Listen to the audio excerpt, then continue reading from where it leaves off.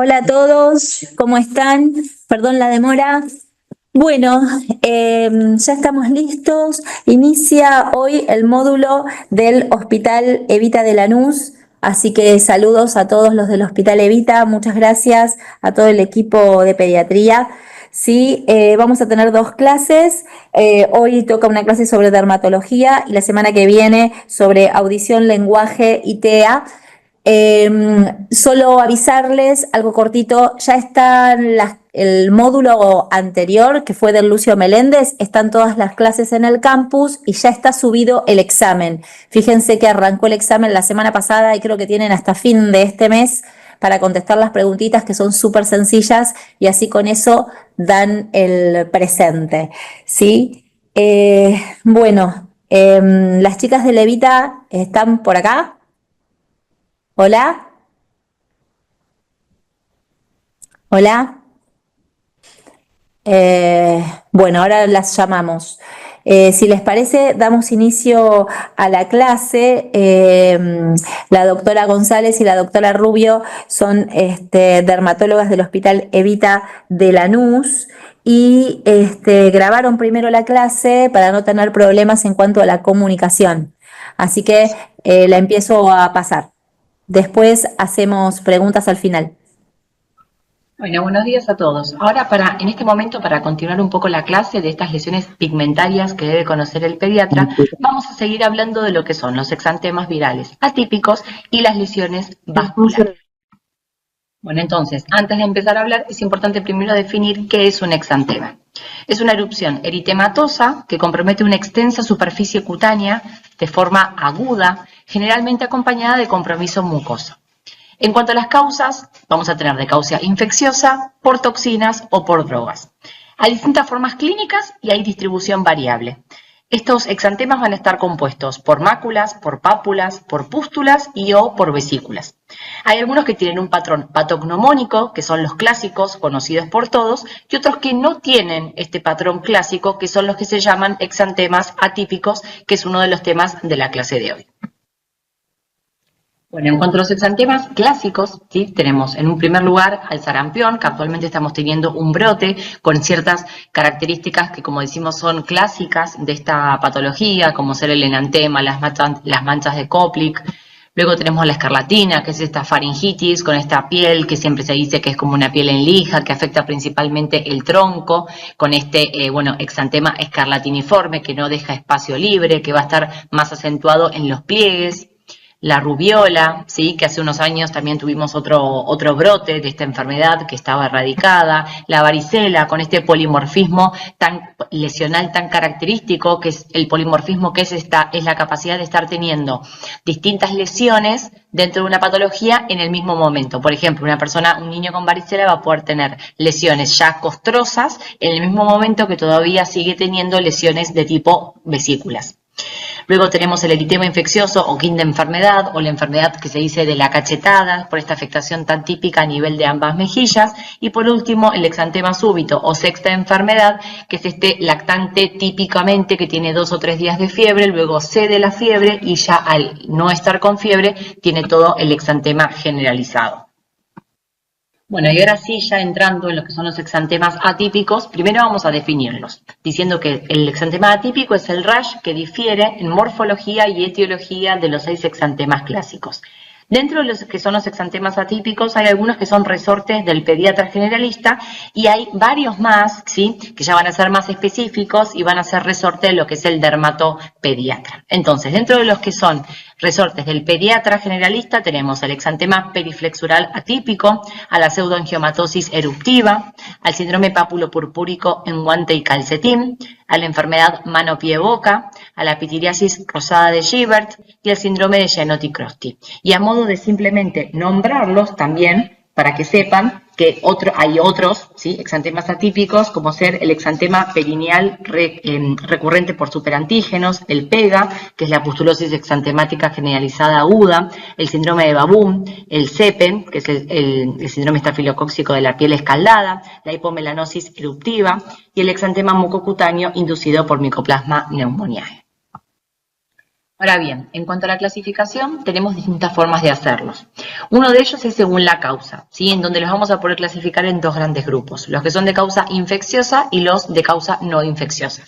Los de causa infecciosa van a ser los más típicos, ¿sí? Y dentro de estos, las causas virales van a ser por lejos la principal causa. Y dentro de los que son de causas no infecciosas, pueden ser estos por fármacos o por enfermedades inmunológicas. Bueno, ahora bien, también los podemos clasificar según su morfología.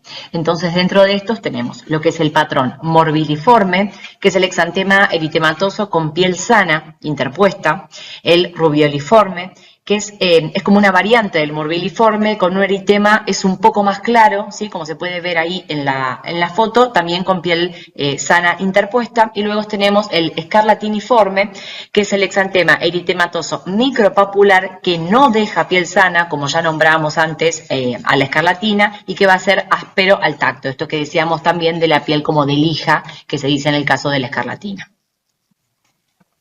Los últimos dos que tenemos en cuanto a la morfología van a ser, por un lado, el reticular o en encaje, que es el típico generado por el parvovirus B19, que remeda como un encaje, ¿sí? Por las zonas libres que tiene entre el exantema, y el purpúrico, que es el formado por máculas o pápulas de tipo violáceo. Esta es la característica, ¿sí? Que sea de tipo violáceo, que no desaparecen a la vitropresión como otra cosa característica. Entonces ahora empezamos a describir uno por uno estos exantemas atípicos que estamos hablando.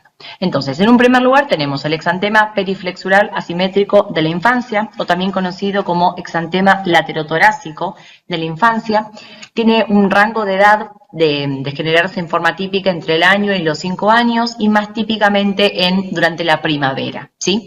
Acá lo característico es que van a ser lesiones unilaterales, ¿sí? Que van a tener una diseminación secundaria. La etiología es poco clara, la verdad, ¿sí? Se lo ha asignado a distintos virus, como el virus Epstein-Barr, enterovirus, parvovirus, herpes o adenovirus, pero no hay un único agente etiológico, ¿sí? Por eso esto que decimos que es algo poco claro.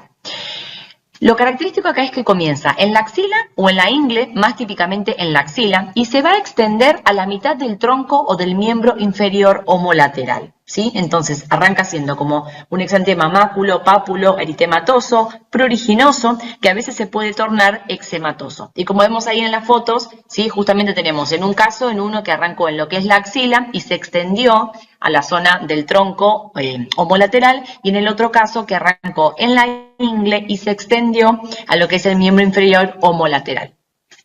En ambos casos se puede terminar extendiendo en forma contralateral, pero cuando lo hace siempre va a ser más marcado de todas maneras en el lado en donde inició la lesión. La evolución suele ser en 4 a 6 semanas, ¿sí? Es una patología autolimitada que no afecta ni mucosas, ni palmas, ni plantas, y que tampoco requiere tratamiento. Salvo que en el caso de ser muy pruriginoso o eczematoso se puede llegar a indicar algún antihistamínico o algún corticoide tópico. Continuamos ahora con la pseudoangiomatosis eruptiva. Esta es una patología autolimitada que se caracteriza por tener una aparición aguda, brusca. Se sabe que hay una epidemiología positiva, por eso es que se supone viral, porque suele suceder que hay varios familiares que están afectados al mismo tiempo, ¿sí? Como decíamos, se supone una etiología viral, hay varios virus, ¿sí? Afectados o relacionados a esta patología, como el ecovirus, el Coxsackie, el Epstein-Barr, el adenovirus, el citomegalovirus. De todas maneras, no se justifica, ¿sí? Pedir serología, ¿sí? Se supone que es viral, pero sin la necesidad de llegar al diagnóstico etiológico. La clínica es muy sugestiva. Acá esto se va a caracterizar por tener pápulas rojo brillantes rodeadas por un halo pálido. En este caso, el halo que rodea a las pápulas es pálido, ¿sí? Y van a ser múltiples. De hecho, estas lesiones se notan como muchísimo mejor, el halo pálido, si uno se aleja un poquito y ve al paciente desde un poco más lejos. Eso es algo característico también. Va a estar afectado la cara, el tronco y los miembros, que como ven ahí son justo las fotos, ¿sí? Que les puse de la afectación más típica. Lo más típico son los miembros, ¿sí? Pero bueno, también pues, puede haber en la cara y en el tronco. Estas lesiones desaparecen a la vitropresión y eso es importante, ¿sí? Marcarlo, que es una de las cosas que nos van a permitir llegar al diagnóstico. Es completamente asintomática, no afecta mucosas y no requiere tratamiento alguno. Tenemos ahora el síndrome papulopurpúrico en guante y calcetín. El mismo está asociado al parvovirus B19, principalmente por transmisión en forma respiratoria, ¿sí? Si bien es el virus al que más está asociado, también puede ser generado por otros virus, como el herpes 6, el citomegalovirus, el Coxsackie, el virus Epstein-Barr, el herpes 1, el HIV, la rubiola, pero bueno, todos estos virus en muchísima menor frecuencia. Se va a dar principalmente en la primavera y el verano, va a afectar más que nada a los adolescentes, ¿sí? Aunque también se puede dar en lactantes, y acá también es importante, por el tema de ser generado por el parvovirus B19, el tema del control en las embarazadas, ¿sí?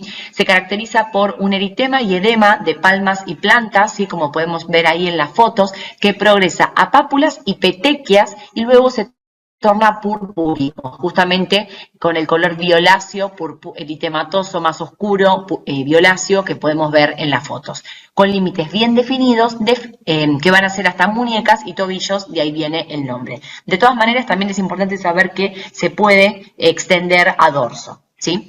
Va a estar acompañado de prurito, dolor, ardor. En este caso sí hay algo de dolor, a diferencia de los otros exantemas que estuvimos diciendo antes, y tiene una extensión centrípeta. Y otra característica que tiene es que puede haber un enantema, ¿sí? Teniendo petequias y vesículas también en paladar.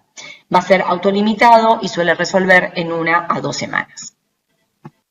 Bueno, seguimos con la enfermedad mano-pie-boca, que es una enfermedad altamente contagiosa. Tiene distintas formas de contagio, ¿sí? Tenemos la vía oral-oral, la fecal-oral y hasta la vertical, ¿sí? Se va a dar típicamente en menores de 5 años, ¿sí? Es una patología que tiene un periodo de incubación cortito de 3 a 6 días.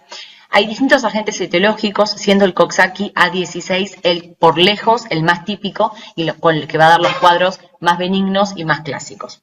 Pero también puede ser generado por el enterovirus 71, que va a dar más que nada complicaciones a nivel neurológico, y el Coxsackie A6 y 10, que van a dar cuadros atípicos, todos estos más severos y extensos. Es una patología que tiene un curso benigno, ¿sí? En la mayoría, salvo como les decía recién, cuando sea por el enterovirus 71 o el Coxsackie A6 y 10, ¿sí? Que arranca con vesículas y ulceraciones dolorosas en la cavidad oral, ¿sí? Luego vamos a tener vesículas en manos y pies, ¿sí? Rodeados con un halo rojo. Recuerdan que antes habíamos visto que era un halo pálido, el de la pseudoangiomatosis, y en este caso tenemos un halo rojo, lesiones ovaladas, y por último termina afectando los glúteos, que como decimos acá en lo que es el nombre de la patología, que dice mano, pie, boca, los glúteos no están nombrados, pero siempre característicamente también van a estar afectados. Esta patología suele iniciar con una fiebre baja, ¿sí? Que esta por lo general, esta fiebre baja, estos registros subfebriles aparecen unos días antes de que aparezcan las vesículas. Otra cosa que también es importante es advertir, sobre todo a los padres, ante el diagnóstico de la enfermedad mano-pie-boca, de distintas manifestaciones que van a ir ocurriendo en el tiempo, ya no en la etapa aguda de la enfermedad, que es todo lo que estuvimos hablando hasta recién, sino en la etapa subaguda y más a largo plazo. Una de estas sintomatologías va a ser la descamación en palmas y plantas, que suele darse de 1 a 3 semanas post-infección.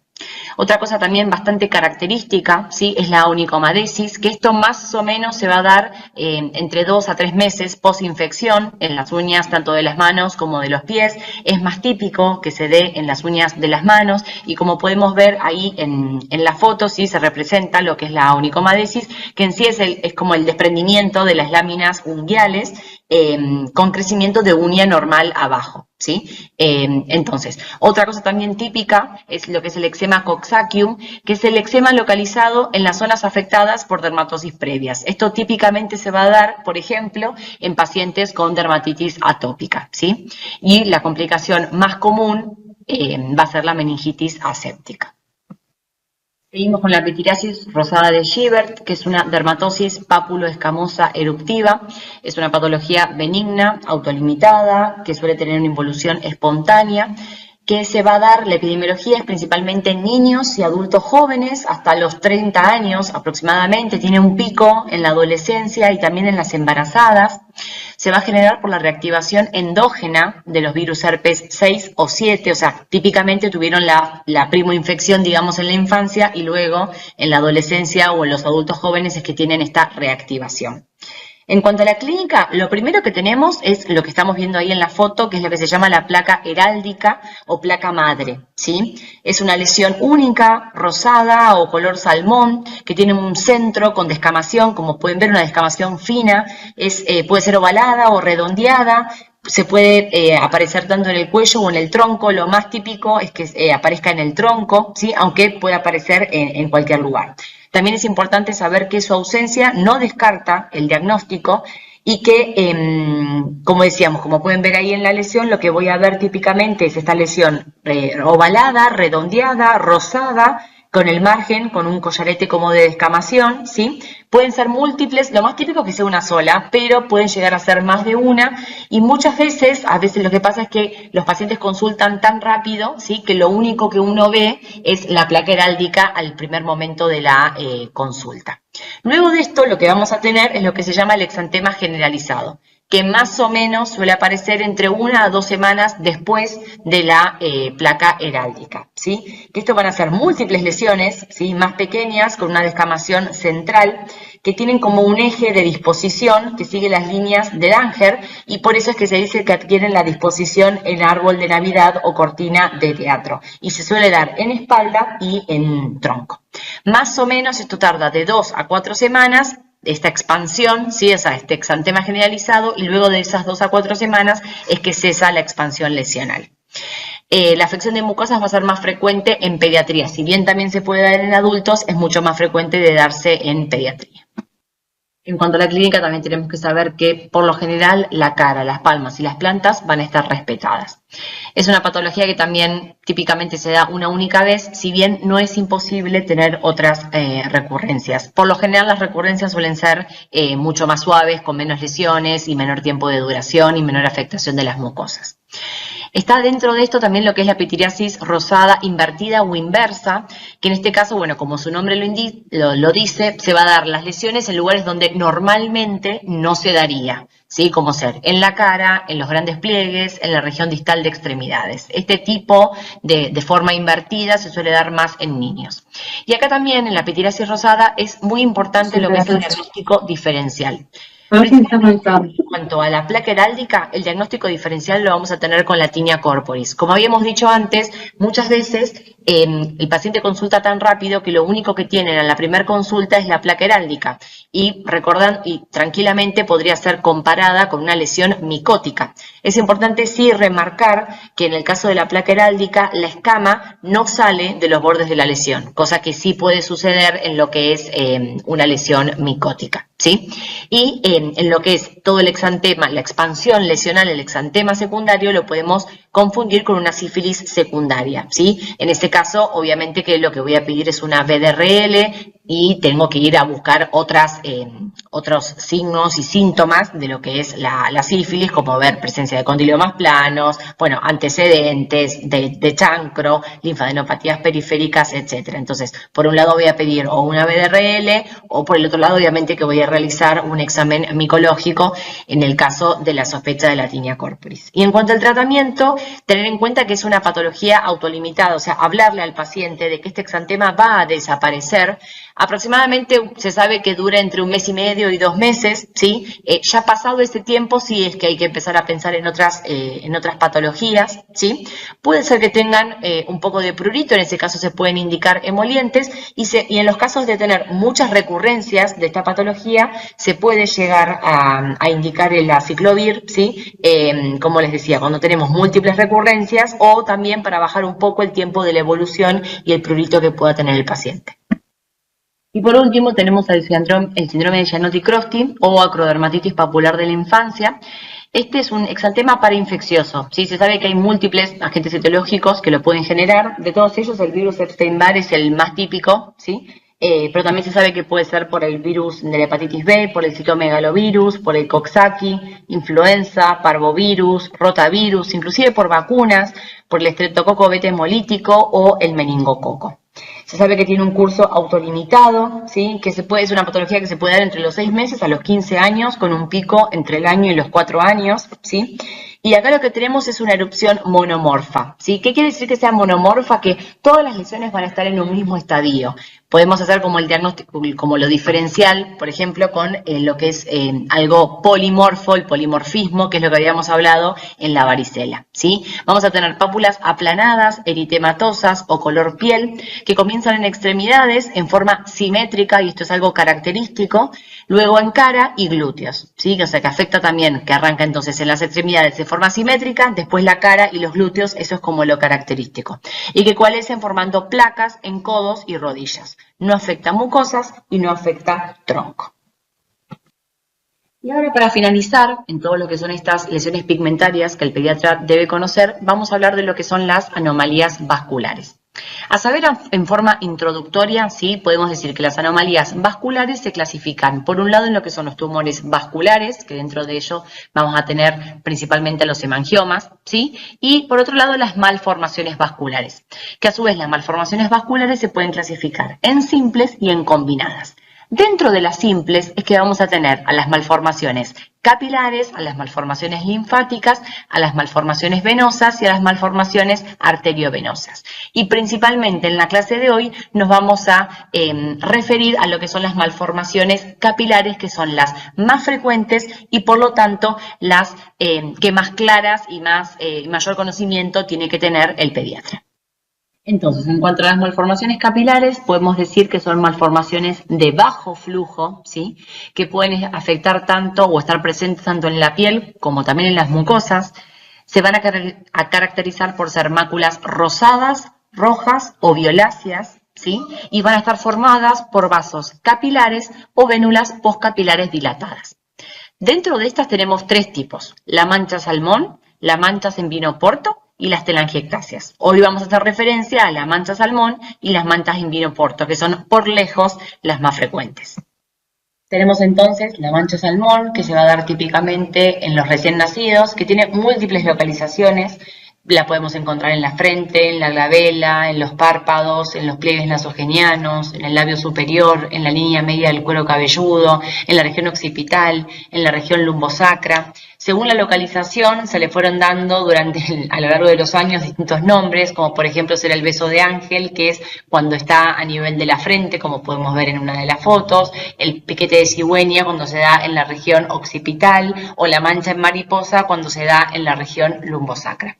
Es típicamente una mácula de color rosado, ¿sí? Y otra cosa importante a saber, sobre todo para decirle a los padres, es que las que se dan en la localización occipital y lumbosacra tienden a persistir toda la vida. El resto, por lo general, suelen desaparecer hacia los 5 años. Bueno, y tenemos por último la mancha in porto, que en este caso también van a estar presentes desde el nacimiento, pero acá ya van a ser máculas más rojizas o violáceas, a diferencia de las anteriores, que van a ser más rosadas. Estas también, a diferencia de las anteriores, persisten toda la vida, y estas también, a diferencia de las anteriores, crecen proporcionalmente con el niño. ¿Sí? La mancha salmón no sigue creciendo en forma proporcional con el niño. Y otra cosa muy importante es que cuando estas manchas en vino porto son muy extensas o están en ciertas localizaciones, hay que estudiarlas, ¿sí? Porque pueden estar asociadas a otras malformaciones vasculares o malformaciones de órganos internos, generando, por ejemplo, lo que es el síndrome de Sturge-Weber o el síndrome de Klippert-Trenaunay. Esta es una diferencia importante a tener en cuenta, ya que, por ejemplo, en el caso de las manchas salmón, no es necesario hacer estudios complementarios, porque se sabe de la benignidad de las mismas y de no tener la posibilidad de formar parte de otros síndromes o de generar otras complicaciones o malformaciones.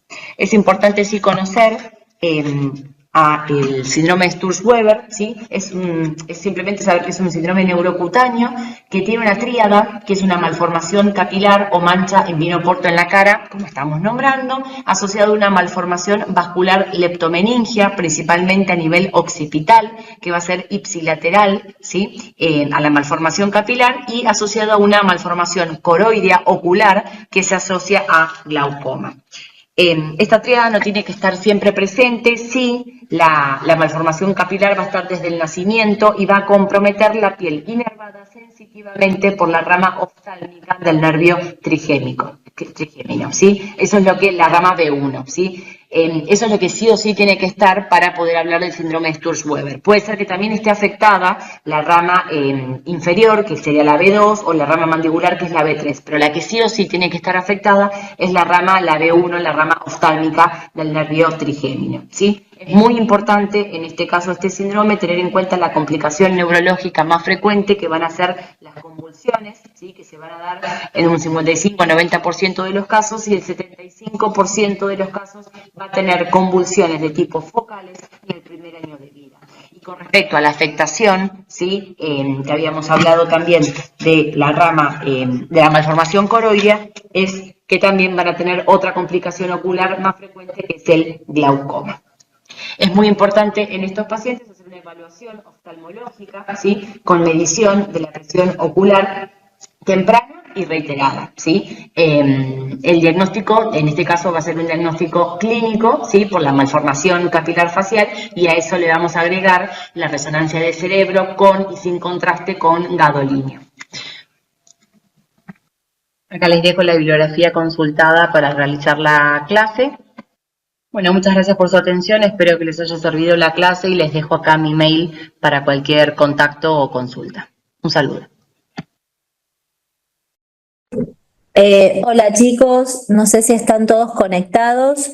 Nos quedan un videito más de lesiones vasculares, de otro tipo de lesiones, perdón, en piel.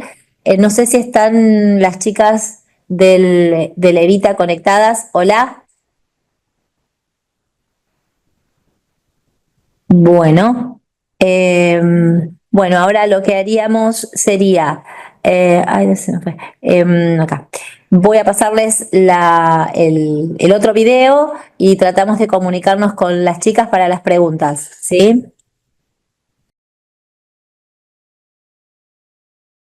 Es bastante frecuente que se lo consulte al pediatra por cambios en el color de la piel. Generalmente son los padres que consultan preocupados cuando ya desde el nacimiento o durante los primeros años de vida detectan este cambio de pigmento. Pero no siempre así sucede. Muchas veces estas lesiones pasan totalmente desapercibidas para los familiares y es en el contexto de un examen físico que se ponen en evidencia. Hoy voy a hablarles de estas entidades y para eso les preparé muchas fotos, porque entiendo que esa es la mejor forma de aprender piel, así que espero que les sea útil. Vamos a comenzar con las melanocitosis dérmicas, que se presentan solas, ¿sí? Como su nombre lo indica, melanocitos a nivel de la dermis. Es un término netamente histológico que va a abarcar el espectro de entidades cutáneas que principalmente son congénitas o pueden aparecer dentro de los primeros días de vida y se caracterizan por esta condición de presentar melanocitos a nivel de la dermis. Habitualmente estas células están en la parte más profunda de la epidermis, ¿sí? En la capa basal, a nivel de la unión dermoepidérmica. El presentar melanocitos a nivel de la dermis se va a traducir clínicamente por un cambio en la coloración de la piel en ese sector, ¿sí? Que va a virar hacia la gama de los azules. Son manchas azuladas o que también podrán ser grisáceas o azul verdosas. El que sean de un tinte más azul o más verdosos va a depender del fototipo del paciente. Los fototipos de piel más altos, los más oscuros, son los que tienen ese pigmento más azul verdoso y son también los que van a tener mayor predisposición a desarrollar la melanocitosis dérmica. Si vamos a hablar de melanocitosis dérmica, tenemos que mencionar estas 4 entidades. La más conocida por ustedes es la mancha mongólica, ¿sí? O mancha azul, también conocida como mancha de Valls, ¿sí? Pero también son melanocitosis dérmicas el nevo de Ota, el nevo azul y el nevo de Ito. ¿Qué tienen que saber sobre el nevo azul y el nevo de Ito? Además de que son melanocitosis dérmicas, son lesiones realmente poco frecuentes, van a ser persistentes, no van a desaparecer, cosa que es importante para avisarle a los familiares, raramente malignizan y también es cierto son más frecuentes de ver en las mujeres. El nevo azul tiene una distribución variable, ¿sí?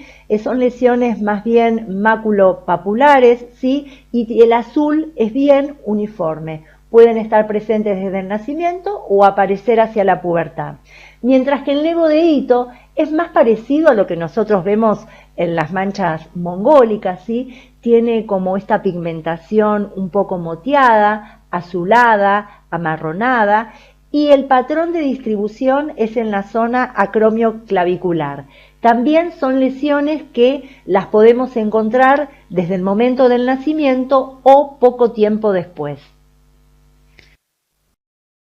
A diferencia del nevo de hito, que tenía una localización acromioclavicular, en el nevo de Ota el compromiso lo vemos a nivel del rostro, ¿sí? Fundamentalmente a nivel de la primera y la segunda rama del trigémino. Es una mácula también del mismo pigmento parecido al de hito, moteada, azul grisácea, que podrá estar presente desde el nacimiento en un 50% de los casos, pero hay un segundo pico y es que puede aparecer en la segunda década de la vida. También es más frecuente en las mujeres que en los hombres. Muchas veces puede haber pigmentación de la esclerótica ipsilateral, a donde está la mancha, y también de la mucosa. Como complicaciones, importante saber que pueden producir glaucoma, sordera neurosensorial, y puede el nevo de Ota tener un potencial desarrollo de melanoma a nivel intraocular. Esto la verdad que no es tan frecuente, pero es importante tenerlo en cuenta para los controles, ¿sí? Para las interconsultas que nosotros debemos hacer, que deberán ser anuales, siempre por oftalmología, por otorrinolaringología y neurología, sobre todo por neurología si es un paciente que empieza con sintomatología neurológica agregada, ¿sí? ¿Qué tratamiento le podemos ofrecer a este paciente? Porque son lesiones persistentes y que no se van a borrar. Láser y también maquillaje para camuflar la mancha. Y llegamos finalmente a la mancha mongólica, mancha azul o mancha de Valls, que no puede dejar de ser reconocida por ningún pediatra. Es una lesión congénita, pero muchas veces puede aparecer dentro de las primeras semanas de vida y también ser la mancha mongólica. Es más prevalente en la población asiática, en los mongoles, el 90% de esa población tiene mancha mongólica, también lo es en la raza negra, los latinos, y tiene una baja prevalencia en los caucásicos, ¿sí? Es menos del 10%. La localización de esta mancha va a ser característica a nivel de la zona lumbosacra y de los glúteos.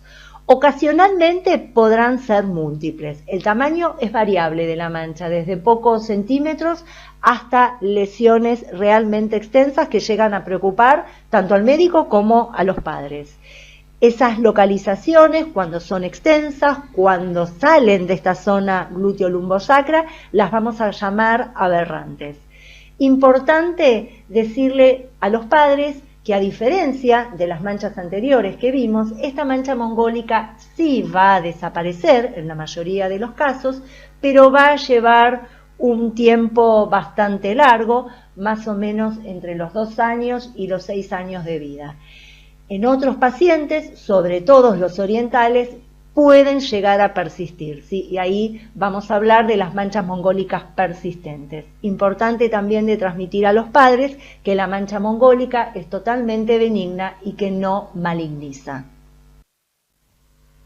Todos ejemplos que ilustran las manchas mongólicas atípicas o aberrantes, aquellas que salen de la región lumbosacra y la zona glútea.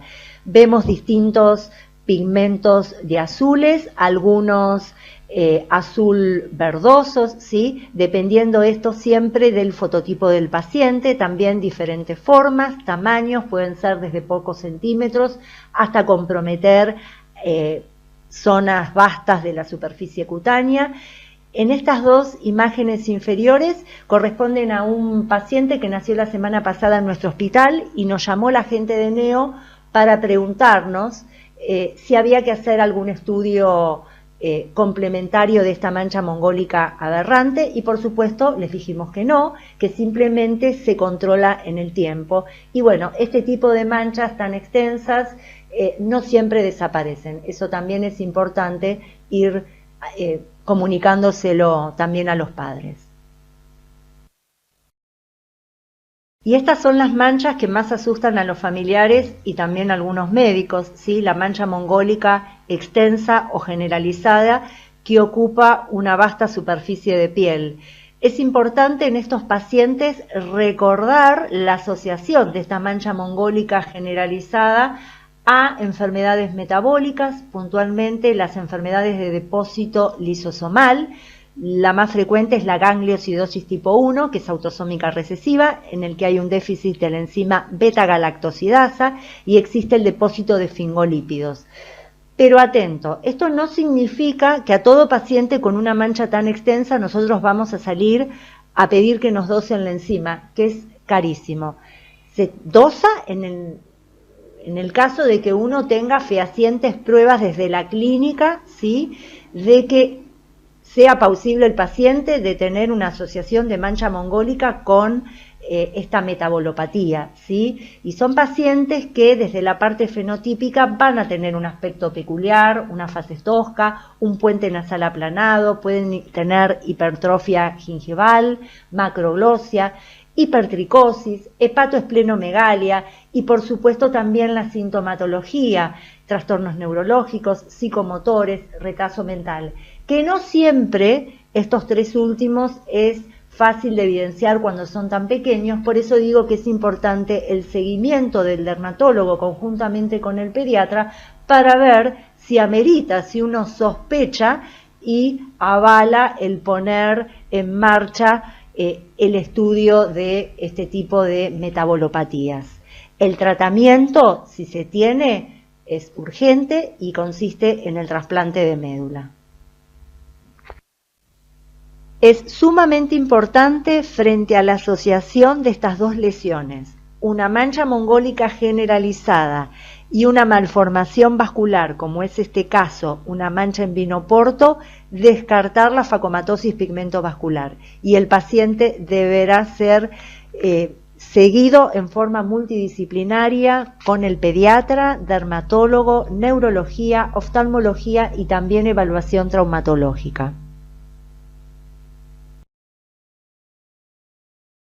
Vamos a continuar desarrollando los mosaicismos pigmentarios, que son una condición frecuente en la edad pediátrica y la causa de estos mosaicos es genética. Es bastante difícil meternos en genética para entender estos mosaicos que aparecen en la piel. Yo voy a tratar de traducirlo a un lenguaje más pediátrico, así que voy a decir que los mosaicos son manchas o áreas extensas de la piel que van a tener un color distinto al resto del tegumento, ¿sí? Y que según estas manchas sean más claras al color de piel basal o más oscuras, los vamos a clasificar en mosaicismos hipopigmentados o hiperpigmentados. Estas lesiones generalmente son congénitas o se pueden evidenciar en los primeros años de vida. Acá podemos ver un ejemplo de mosaicismo hipopigmentario. Fíjense lo extensa que es la mancha. Comienza en el glúteo y va descendiendo siguiendo el eje longitudinal del miembro inferior, adoptando una configuración lineal o en banda. A este tipo de patrón de mosaico que sigue una distribución lineal o en banda lo conocemos como patrón blascoide. Ahora, ¿qué es lo que hace que nosotros veamos dos pigmentos distintos de piel en determinadas zonas? Bueno, la causa de esto, como dije al principio, es genética. Es difícil explicar genética y contarles cómo es que se llega a constituir este mosaico a nivel cutáneo. Vamos a tratar de traducirlo en un lenguaje más pediátrico.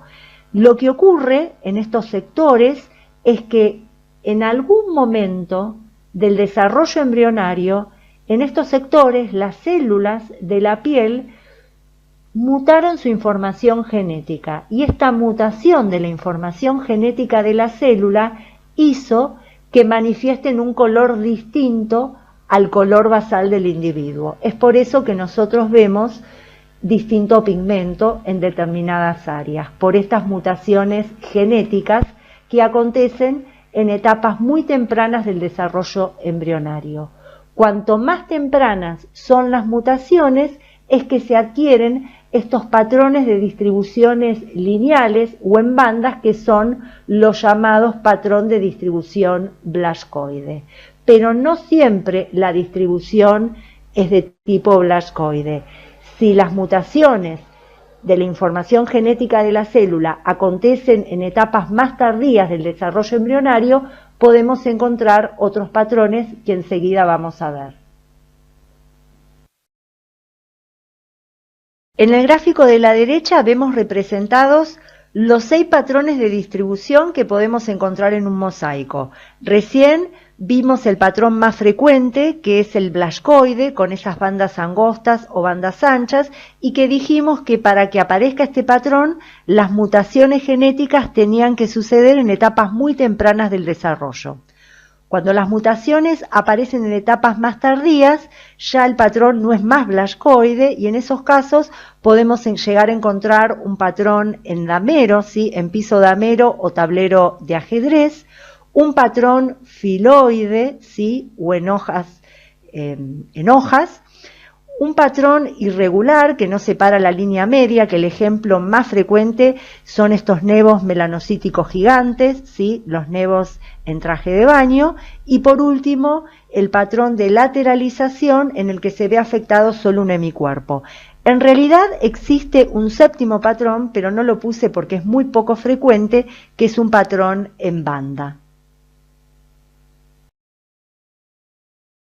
Es importante que recuerden que generalmente en los mosaicos solo hay un compromiso cutáneo, ¿sí? Pero en aquellas lesiones que son muy extensas o que tienen un patrón blascoide, estamos obligados a descartar posibles anomalías extracutáneas. A la cabeza, descartar la parte neurológica y la musculoesquelética, pero también tendremos que ver la parte oftalmológica, cardiológica, renal y genital, sobre todo dependiendo del sitio donde se encuentra el mosaico. Seguimos con las famosas manchas color café con leche y otras que son de fácil presentación. Todos conocemos muy bien a este tipo de manchas y no nos quedan dudas cada vez que vemos para hacer el diagnóstico, ¿sí? Pero ¿qué significado tienen estas manchas? La verdad que puede ser muy variable, desde carecer de completa trascendencia o hasta ser un marcador de síndromes complejos, que casi siempre son de origen neurológico. En cuanto a la morfología de estas manchas, corresponden a máculas hiperpigmentadas que tienen un tinte del color café, pero este tono de color va a ser variable y va a depender del fototipo de cada paciente. En los fototipos claros llegan a ser un café con leche tan claro que a veces hasta cuesta detectarlas, y en los fototipos más oscuros es de un color más oscuro que a veces hasta da dudas si son manchas color café con leche u otro tipo de lesiones. Se van a clasificar en típicas y atípicas según el contorno de sus bordes. En las máculas típicas los bordes son bien lisos, regulares, ¿sí? Están bien definidos y algunos autores dicen que se parece a la costa de California. Mientras que las atípicas van a tener bordes que son irregulares o geográficos y lo ejemplifican con la costa de Maine.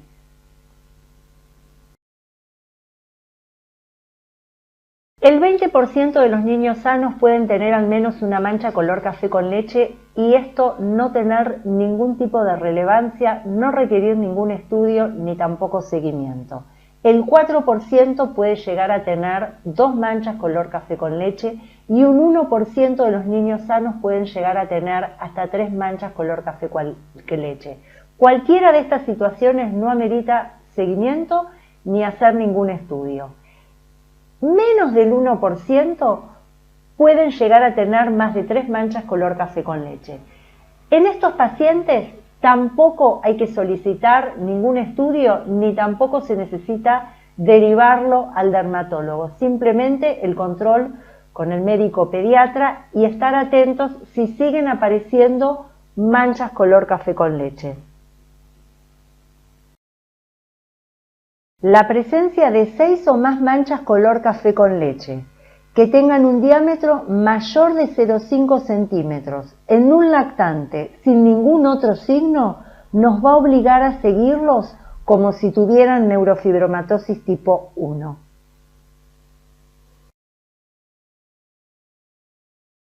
La neurofibromatosis tipo 1 o enfermedad de von Recklinghausen es el síndrome neurocutáneo más frecuente. Tiene una incidencia de 1 cada 2.000, 3.000 recién nacidos vivos. Va a afectar a ambos sexos por igual, es autosómica dominante, pero el 50% de los casos es esporádico, se expresa por primera vez en la familia. Tiene una alta predisposición a desarrollar tumores, tanto benignos como malignos, y esto tiene incidencia en que va a disminuir la expectativa de vida con respecto a la población general. Y lo más importante, constituye un desafío diagnóstico en la edad pediátrica porque tarda mucho el paciente en presentar los criterios para poder asumirlos como neurofibromatosis tipo 1. Los criterios diagnósticos de la neurofibromatosis son del año 1988. Para hacer diagnóstico de esta entidad, nosotros tenemos que tener 2 o más de los siguientes criterios que figuran abajo. Las 6 o más manchas color café con leche, que en los prepúberes tienen que ser mayor de 0,5 centímetros. Tener al menos 2 neurofibromas de cualquier tipo o un neurofibroma plexiforme. Tener pseudoefélides. Tener al menos una alteración ósea distintiva. La presencia de glioma óptico, 2 o más nódulos de Leach o un familiar de primer grado con neurofibromatosis. Y acá voy a hacer énfasis en la última, en la del familiar de primer grado, porque nosotros al paciente que viene solamente con las 6 manchas tenemos la posibilidad de revisar a sus padres y ver si tienen manchas color café con leche, pedirles un control oftalmológico, porque en el 100% de los pacientes adultos detectamos nódulos de Leach. Así que eso sería como una forma fácil cuando el padre no está diagnosticado, ¿sí? Pero esto no siempre sucede y se tardan varios años en poder hacer el diagnóstico en tanto no vayan apareciendo estos 2 o más criterios que necesitamos, ¿sí? Tengan en cuenta que estos criterios son altamente sensibles y específicos para los adultos, pero no es muy alta la sensibilidad en la edad pediátrica. El 55% de los pacientes recién cumplen los 2 criterios al año de vida y un 95% lo van a hacer a los 8 años. Por eso es importante el seguimiento de estos pacientes, por más que no vayamos encontrando en los controles anuales criterios, ¿sí? Hay que seguirlos en el tiempo. Vamos a empezar a repasar las lesiones en piel que encontramos en un paciente con neurofibromatosis tipo 1. Las manchas color café con leche van a estar presentes desde el nacimiento, van a aumentar en número y en tamaño a lo largo de la vida. Recuerden el tamaño, que debe tener un diámetro mayor de 0,5 centímetros en los pacientes prepúberes. El color de la lesión es homogéneo, sus contornos son lisos y regulares, son manchas color café con leche típicas. Y una cosa importante para recalcar es que el número de manchas no va a guardar relación con la severidad de la enfermedad. Pseudoefélides, así llamadas para diferenciarlas de las verdaderas efélides que son las pecas. Estas lesiones corresponden a manchas color café con leche de pequeño tamaño que miden entre 1 y 2 milímetros y que principalmente las vamos a encontrar a nivel de las axilas y las ingles. Cuando están en este sitio reciben el nombre de signo de Crow. Aparecen alrededor de los 3 y 5 años y otros sitios donde podemos encontrarlas son el cuello, el pliegue submamario a nivel peribucal y periocular. Los neurofibromas son tumores benignos que derivan de la vaina neural de los nervios periféricos y constituyen un problema estético. Se clasifican en cutáneos, subcutáneos y plexiformes. Los cutáneos van a aparecer alrededor de los 8 años, ¿sí? Son más común a nivel de la cara y del tronco, aumentan en tamaño y en número con la edad, generalmente están cubiertos por piel de color normal, la base puede ser ancha, a veces son planos o bien pueden ser pediculados. Los subcutáneos son nódulos que podrán ser únicos o múltiples, que van a seguir el trayecto de los nervios periféricos como si fueran cuentas de rosarios. Dentro del examen físico de un paciente que tiene neurofibromatosis, nosotros no solamente miramos y contamos las manchitas color café con leche, sino que parte del trabajo también es ir palpando al paciente en la búsqueda, ¿no?, de estos posibles neurofibromas subcutáneos que a veces no son tan visibles a la vista como vemos en la figura. En las fotos, perdón. Y también le preguntamos a la madre o al paciente si ya se baña solo, si él mientras se baña y se toca la piel no se ha palpado algún bultito. Generalmente aparecen alrededor de la adolescencia y es común que los pacientes puedan manifestar dolor y sensibilidad a la palpación. Para finalizar, los neurofibromas plexiformes, que están siempre presentes desde el nacimiento o se ponen en evidencia poco tiempo después, son masas subcutáneas de límites mal definidos, tienen una consistencia elástica, a veces la piel que los recubre puede tener un tinte anaranjado e incluso tener pelos sobre la lesión. A veces alcanzan un gran tamaño, pueden comprometer la piel, la fascia, pueden afectar el músculo e incluso erosionar el hueso e infiltrar diversos órganos. Y lo más temido de estos neurofibromas plexiformes es que malignicen, ¿sí? Entre un 8-12% pueden evolucionar a un tumor maligno de la vaina de los nervios periféricos. ¿Y cómo uno detectamos que este neurofibroma plexiforme malignizó? Y bueno, tenemos banderitas rojas. Cuando el paciente manifiesta un dolor persistente que es de muy difícil manejo, cuando la lesión aumentó mucho de tamaño, ¿sí?, cuando hubo cambios en la consistencia y sobre todo cuando al paciente se le agregó un déficit neurológico nuevo.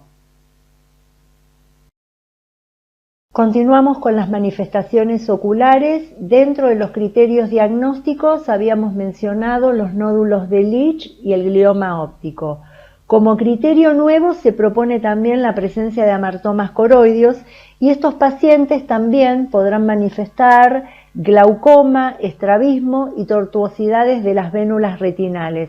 Por eso es tan importante el seguimiento por oftalmología de estos pacientes. Y llegamos a los famosos nódulos de Leach, que son los que le pedimos al oftalmólogo que busquen con la lámpara de hendidura cuando sospechamos que un paciente puede tener una neurofibromatosis tipo 1. Son amartomas melanocíticos del iris, son pápulas de pequeño tamaño que miden entre 1 o 2 milímetros, color amarillo o marrones, bilaterales y múltiples, que aparecen generalmente a partir de los 3 años. Es importante decir que son lesiones asintomáticas y que están presentes en el 100% de los pacientes adultos. Pasamos a glioma óptico. Son tumores benignos, generalmente de crecimiento lento, que pueden estar localizados en cualquier parte de la vía óptica. Generalmente son asintomáticos, pero si el paciente presenta proptosis, disminución de la agudeza visual o pubertad precoz, estamos obligados a pensar en un glioma óptico, en el caso de la pubertad precoz, a nivel del quiasma óptico.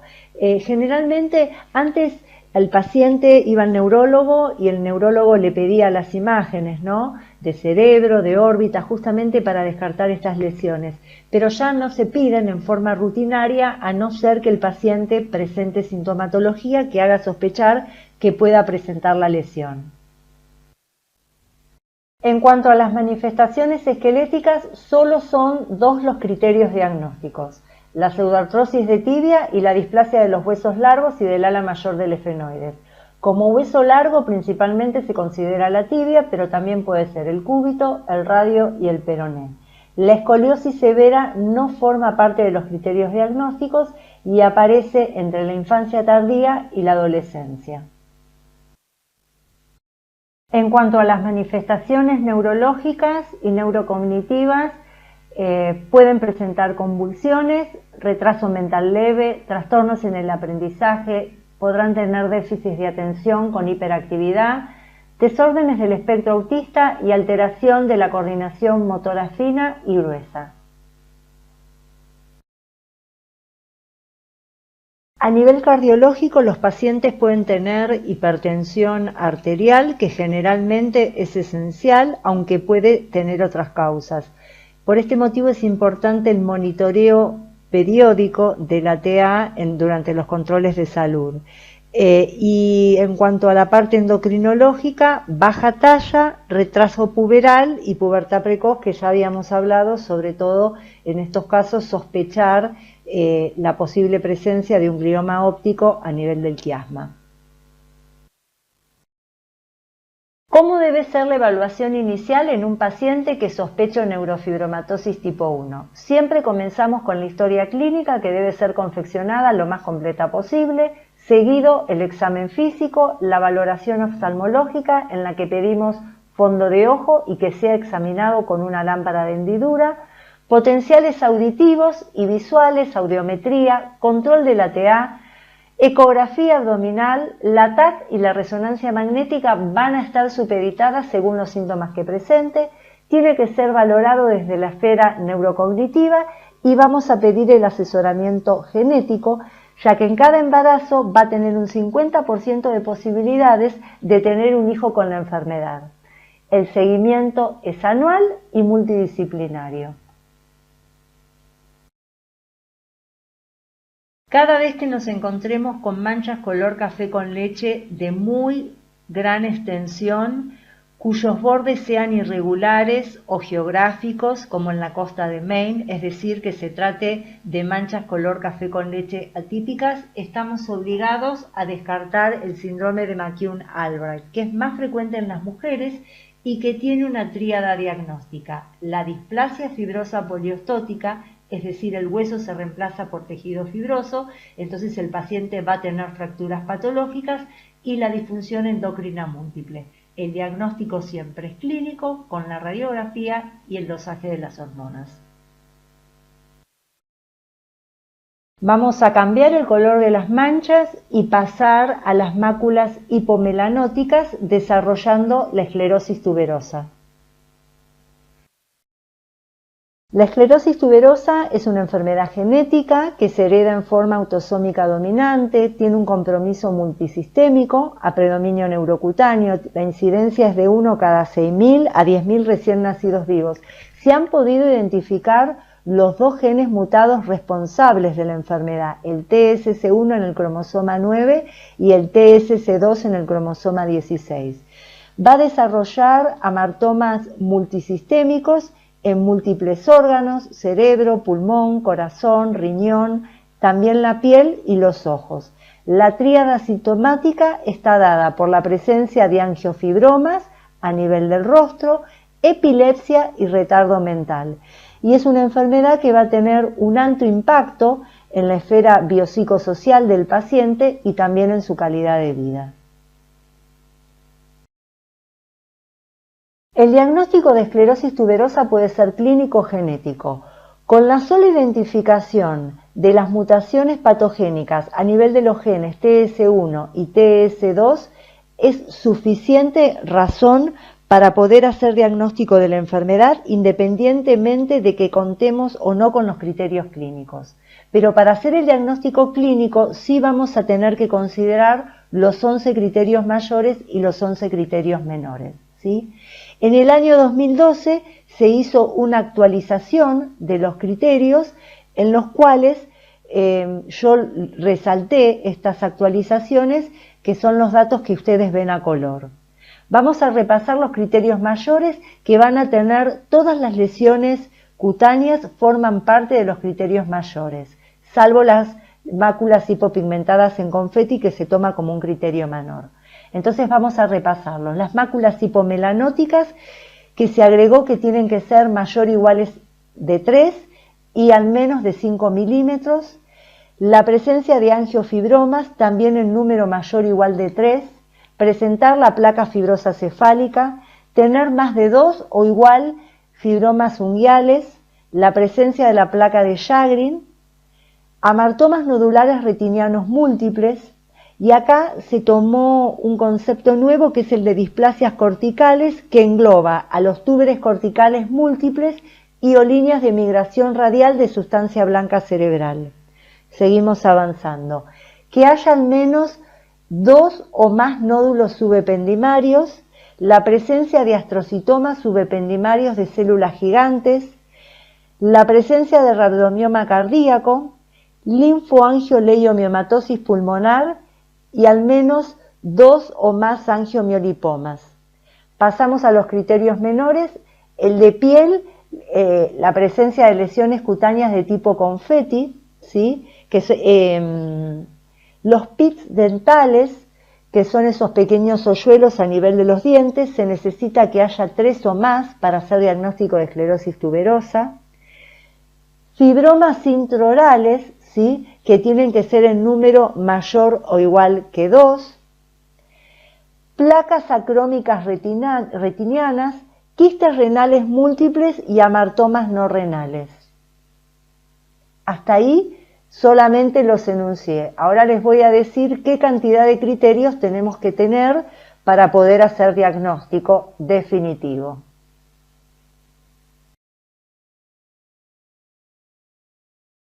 El diagnóstico definitivo de esclerosis tuberosa se obtiene con la sola identificación de la mutación patogénica, ya sea en el gen TS1 o TS2. Y si vamos a tener en cuenta los criterios clínicos, al menos tengo que tener 2 criterios mayores o un criterio mayor y 2 criterios menores para decir que el paciente certeramente tiene esclerosis tuberosa. El diagnóstico podrá ser posible de esclerosis tuberosa en el caso de que solo haya un criterio mayor o que el paciente reúna 2 o más criterios menores. Vamos a empezar describiendo las manifestaciones cutáneas, comenzando por las máculas hipomelanóticas. La mayoría de estas lesiones están presentes desde el nacimiento, pero no suelen ser visibles hasta varios meses o años después, cuando se desarrolla el pigmento normal de la piel. Para poder hacer diagnóstico de esclerosis tuberosa deberíamos encontrar de 3 o más manchas, ¿sí? El tamaño de las manchas tiene un rango de 1 a 3 centímetros y un tope aproximado de hasta 7 centímetros. Tienen diferentes formas, ¿sí? Pueden ser redondeadas, ovaladas, lineales o en hoja de fresno, como vemos en la primera foto. Esta lesión macular en hoja de fresno es la más característica, pero no la más fácil de encontrar. Hay otras lesiones también hipomelanóticas que son llamadas lesiones en confeti por su apariencia, su similitud a los confites, y que cuando están presentes las vemos agrupadas sobre la cara anterior de la tibia. Lamentablemente no les he podido conseguir fotos de esas manchas.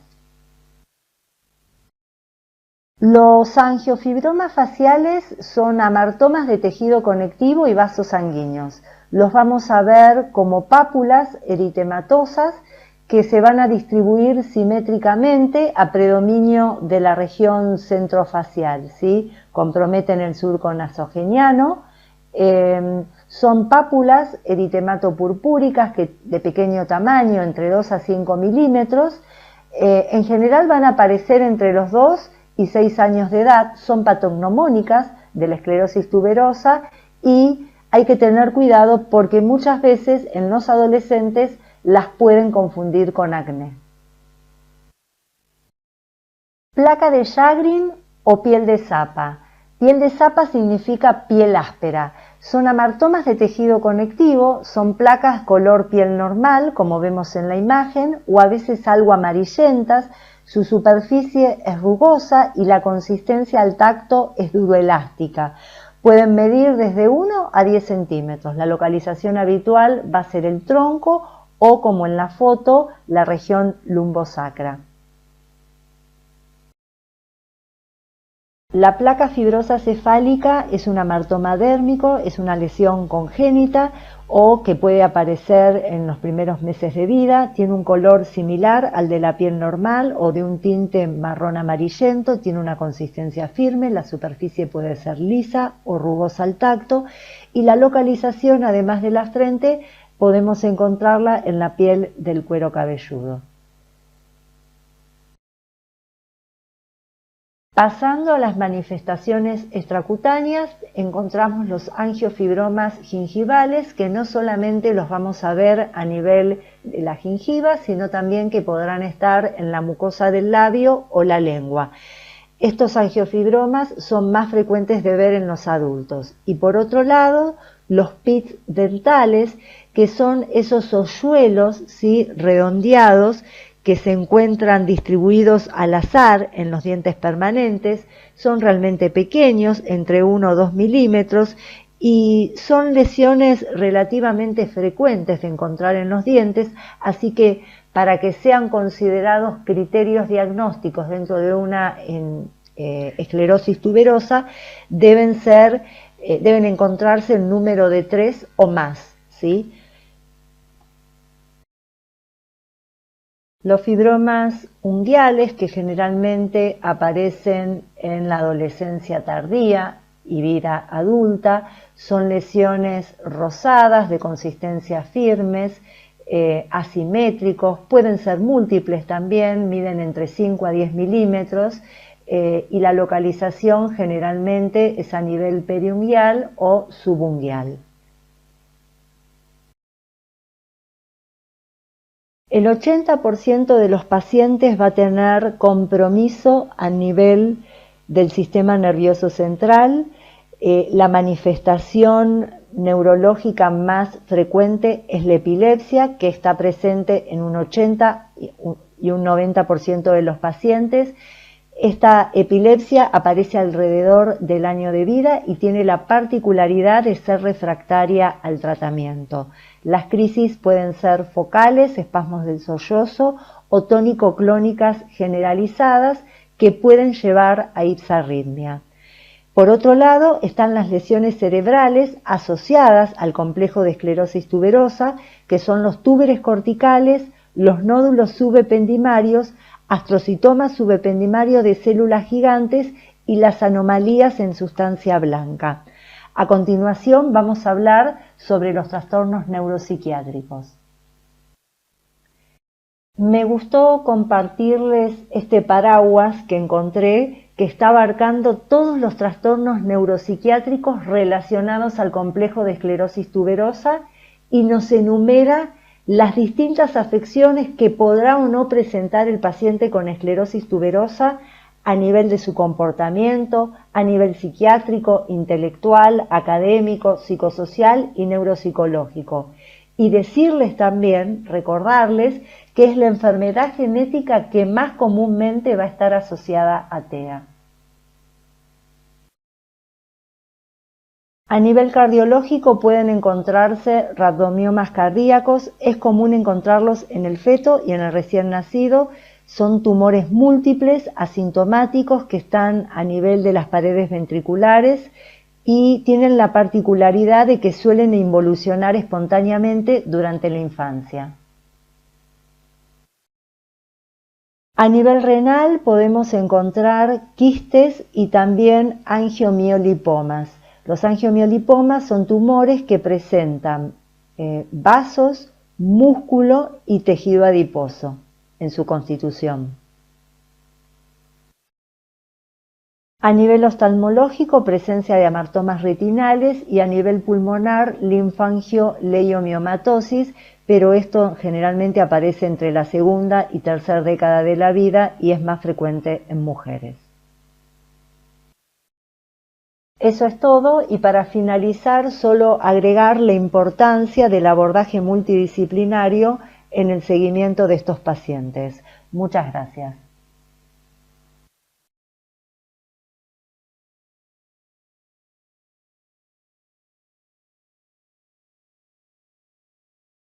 Quiero ver hola. Mucho material. Hola. Hola, Hola, ¿están las chicas? hola, ¿sí me escuchan? Sí, hola, ¿se me escucha? Sí, sí, ahora Hola, hola, soy la doctora Verónica González. ¿Qué tal? ¿Cómo están? Melina no Bien. se pudo conectar y bueno, estamos con muy mala señal acá. La verdad es que pido disculpas porque la segunda clase me parece que no sé si es un problema nuestro el audio, pero no se pudo escuchar muy bien. No, solo al principio un poquito, en algunas partecitas, pero breves palabras, no te preocupes. Creo que fue algo con Bueno, Sturgeweber, entonces por ¿no? acá no pudimos escuchar casi nada. Ah, bueno. La grabada. Sí, igual, Me quedo tranquila entonces. sí, quédese tranquilos, va a quedar la clase grabada, así que creo que ahí lo vamos a poder solucionar. Buenísima la clase, la verdad, chicas, que nos quedamos todos con la boca abierta. Ahí sí nos han dicho de subir el volumen, eso lo habían dicho un poquito antes, ahí después lo subimos. Y no sé si hay alguna pregunta ahora Mucha de... información, Hugo, Sí, en sí, sí, clase. mucha información que hay que volver a ver. Aparte, por suerte, Sí, nos pudieron conseguir muchas fotos, lo cual es sí, fundamental eso porque... me parece que es lo más importante y es en lo que quisimos hacer énfasis, porque así es como se aprende viendo, ¿no? Y la verdad es que esa era la intención de hacer de la clase, ¿sí? Que fuera ilustrativa y bueno, y de ver por ahí desde la parte que me tocó a mí, que son estos trastornos pigmentarios, de buscar estas lesiones que son realmente frecuentes de ver y que uno, bueno, el médico pediatra por ahí a veces tiene la duda de saber cuándo se estudian, cuándo no, ¿sí? De qué contestarle a los padres, ¿sí? No siempre todas se estudian y bueno, sí tener la mirada de saber cuándo debemos iniciar un abordaje multidisciplinario. Claro, sí, sí, sí. Además, uno tampoco quiere alarmar y transformarse en un derivólogo que cada vez que tiene un lunar un chico, uno ya lo manda siempre, o sea, a Claro. consultar. Entonces está bueno tener esto de las pautas de alarma. A mí me quedaron un par, creo, tengo un poquito mezclado todo, así que perdonen. Pero por ejemplo, una en von Recklinghausen, sabemos que hay tres tipos, ¿no? Ahora, si yo no recuerdo mal, la 1, la 2 y la 3, creo, ¿no? ¿Es siempre necesario hacerles el estudio genético? O a veces cuando ya tiene las lesiones en piel, aunque tenga solo las lesiones en piel, ya nos alcanza. No, el problema que nosotros tenemos en la edad pediátrica con estos pacientes es que generalmente todos vienen con las manchas color café con leche. El pediatra sabe muy bien que ya cuando detecta 6 o más manchas, ese paciente es posible que pueda llegar a tener la neurofibromatosis. Es lo que pasa que para yo hacer diagnóstico de la entidad, tengo que tener al menos 2 criterios, ¿sí? Y es lo que cuesta mucho hacer. Nosotros por ahí tenemos la posibilidad de que si el chico viene con el padre, como el 50% de estos casos a veces son esporádicos, bueno, es el primer caso, pero en la familia, pero muchas veces el padre no tiene un diagnóstico y a veces haciendo catastro en los padres, buscando los nódulos de Leach, a veces encontramos estos nódulos que están presentes en el 100% de los adultos y ya tenemos el segundo criterio y lo tenemos diagnosticado. Pero en realidad no es algo que se busque hacer. Uno los va siguiendo a lo largo del tiempo porque una gran parte va a tener solamente las manchas y no hacer una neurofibromatosis. Van apareciendo las espélides cuando ya tienen más años, los neurofibromas a los 8 años, y ya cuando me aparezca un neurofibroma y tengo las manchas, yo ya tengo el diagnóstico. La verdad que uno trata de economizar, ¿no?, recursos, no es necesario buscarlo. En los casos de dudas, sí podemos llegar a pedirlo, pero no en la práctica diaria se va siguiendo el paciente. Claro, y con respecto a lo neurológico, las solicitudes de resonancias y eso, bueno, lo decide el neurólogo, calculo, no ustedes o el equipo, digo, Mira, como para encontrar justamente lesiones estaba hablando con pequeñas. eso. Sí, justamente estábamos hablando de eso recién acá. En realidad yo los derivo al especialista, pero generalmente se tiene una conducta no tan invasiva, ¿sí? Salvo que el paciente presente sintomatología, pero bueno, a veces esto también depende del especialista. Tampoco todos lo Claro, piden. claro, claro. Sí, Ojo que lo seguro. mismo en la esclerosis tuberosa, ¿sí? La verdad es que no a todos los pacientes se les manda hacer estas imágenes. Quizás en la esclerosis tuberosa pueden llegar a pedir más el genético si tienen una alta sospecha y no tienen mucho refuerzo clínico, ¿sí? En ese caso por ahí se puede pedir, pero generalmente son pacientes que los vamos siguiendo. No es algo de todos los días para el pediatra que tenga un paciente con, sí con neurofibromatosis, pero no con la esclerosis tuberosa, ¿sí? No es Claro. tan frecuente. No, Es más pero prevalente bueno, la neurofibromatosis. claro, claro. No, yo pensaba en los diagnósticos diferenciales y en chicos que tenés a lo mejor con una dermatitis atópica y tienen esas manchitas, viste, es medio hipomelánicas, que aparecen, pensaba en una pitiriasis, o sea, pensaba en algunas otras cosas cuando hablabas de esclerosis tuberosa, Sí, bueno, que son, ¿no? Sí. Mira, el dermatólogo para eso. sí, No, bueno, no, para un dermatólogo lo diferencia muy seguida. fácilmente. Lo que es una lesión por una pitiriasis versicolor es una lesión hipopigmentada que tiene una descamación fina, ¿sí? La verdad es que es bastante distinta. Claro, Y lo mismo que la hipopigmentación residual que te da una dermatitis atópica, donde hay una cerosis importante, ¿sí? Es otro tipo de mancha, ¿sí? de Incluso la mancha. mancha no está en una dermatitis atópica tan circunscrita, ¿sí? Vamos a ver los límites que son más difusos, ¿sí? La cerosis importante, no. La verdad que para Claro, un dermatólogo no sería el diagnóstico diferencial. Sí, claro, por claro. ahí uno puede hacerse diagnósticos diferenciales en una neurofibromatosis por las manchas color café con leche, con otros síndromes neurocutáneos que no los traje porque exceden lo que es esta clase, ¿no? Claro, claro, Pero sí, sí, sí. no toda mancha café con leche y tener muchas manchas va a ser una neurofibromatosis. Claro, claro. Y Vero, con la pitiriasis de Gilbert, ¿no? Vos decís, en 2 semanas en general Sí, o 3 semanas suele irse. ¿Se le da mientras tanto algún más tratamiento? tiempo, más ¿Eh? tiempo.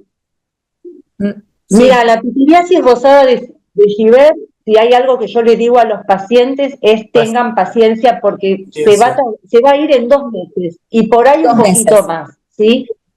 Sí, y otra cosa que les digo es, se mira y no se toca. Yo trato solamente la pitiriasis rosada de Gibert si es sintomática. Le doy algún emoliente, algún antihistamínico bioral, pero no se hace nada. Mm, Pero sí tarda bastante en desaparecer y eso es importante decirlo porque si no, todas las semanas vamos a tener a la madre que nos va a decir, doctora, tiene lo mismo, ¿está segura que es esto?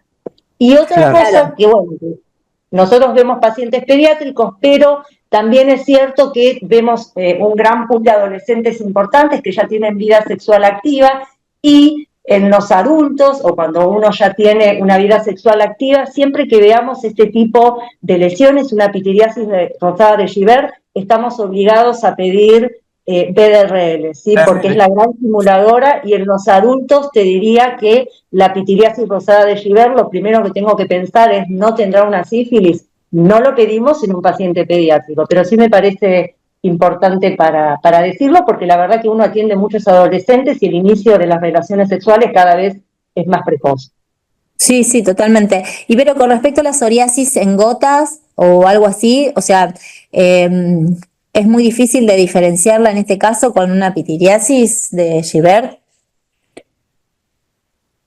La psoriasis en gota es una placa más infiltrada y tiene una escama que es blanco, micacia, firmemente adherida, y nosotros vamos con un bajalengua, hacemos muy fácil el diagnóstico, vamos raspando, vamos desprendiendo esa escama hasta que llegamos a lo que se llama el rocío sangrante. Estoy diciendo cosas muy dermatológicas, muy No, específicas, sí, sí. y con eso ya simplemente hacemos el diagnóstico de una psoriasis butata, ¿sí? La verdad Claro. es que quizás entiendo que a un pediatra, y me parece buenísimo, y la verdad que me encanta que tengan diagnósticos diferenciales, ¿sí? Que no se centren en algo, pero bueno, en sí uno que se dedica a esto fácilmente lo ve y dice, no, incluso hasta el color, te diría, es un rosa más pálido, la pitiriasis rosada de Gibert, y tiene la particularidad de que la escama no sobresale de los bordes de la lesión, ¿sí?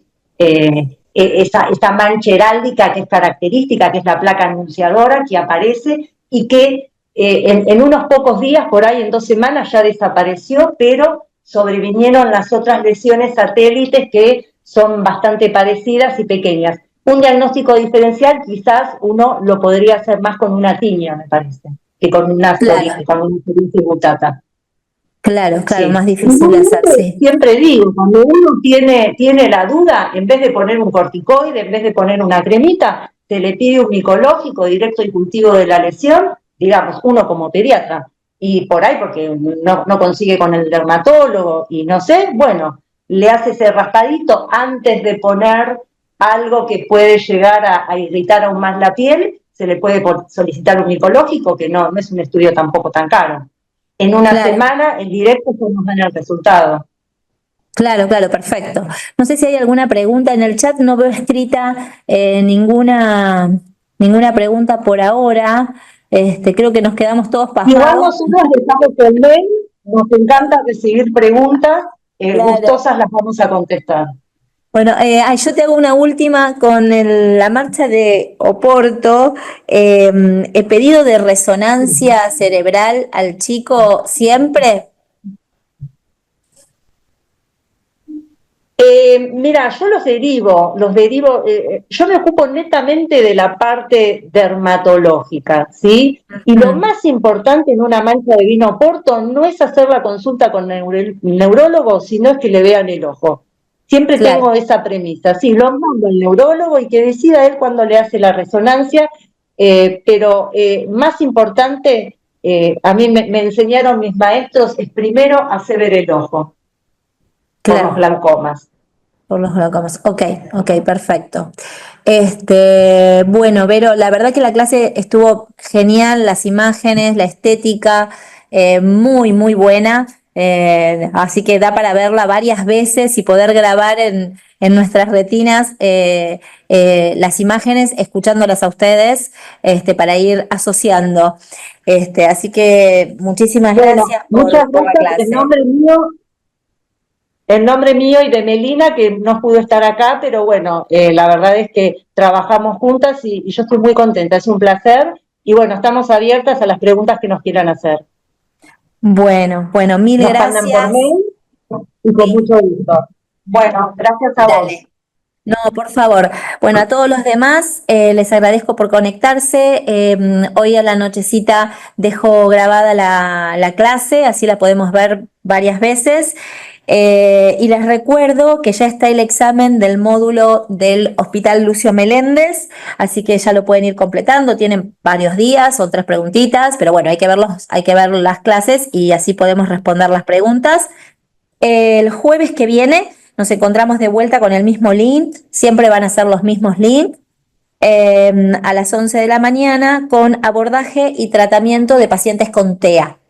¿Sí? Les mando a todos un abrazo y bueno, estamos en contacto y de vuelta muchísimas gracias a cada uno de los hospitales, a cada uno de los servicios de pediatría y a cada expositor que se toma el trabajo y la dedicación de preparar esta clase para que todos aprendamos. Abrazo y buena semana.